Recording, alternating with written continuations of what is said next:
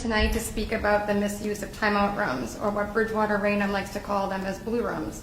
Could you just state your name and address, please? Oh, sorry, Lauren Boyden, Sophia Lane, Bridgewater. Thank you. Bridgewater-Raynham calls them blue rooms, but what they truly are closets used for seclusion. I know this from firsthand experience from my own child, a sweet, loving, autistic little boy, who at the time was 6 to 8 years old. During 2022 to 2023 school year at the Mitchell, my son was placed in a closet 138 times, totaling over 23 hours for the year. He had an incident at the school where he was told he wasn't allowed to leave and actually defecated in the closet. The following year, he was transferred over to Law Liberty School. I made it very clear on that school tour that he was not to be placed in any timeout rooms, not knowing the extent of what happened at the Mitchell, just that one incident. So the following year was the 2023-2024 second grade. Raynham Elementary. It happened again, without my knowledge, this time 108 times, totaling for 21 hours for that year.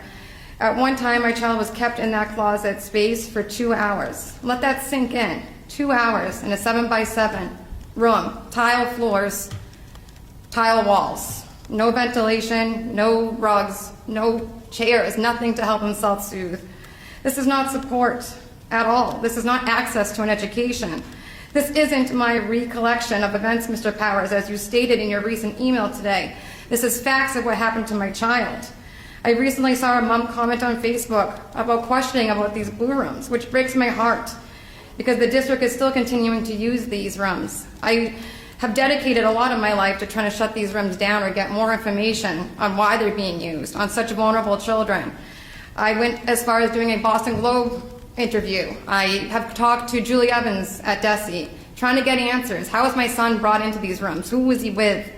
I can't get those answers. So I guess my public comment to all the parents with special ed children is, ask more questions. What are staff doing to your children? I was never informed. Had I known, I would have drove to that school and got my kid out. Once I actually requested the logs, this is what I was given. All this. And if you look closely, you see redacted names of other children. These could be your children. I had no idea. All these black lines could be someone else's kid. My kid now has been in therapy for 2 years. And I stand here now because DESE is changing regulations. I stand here now because my son is ruined.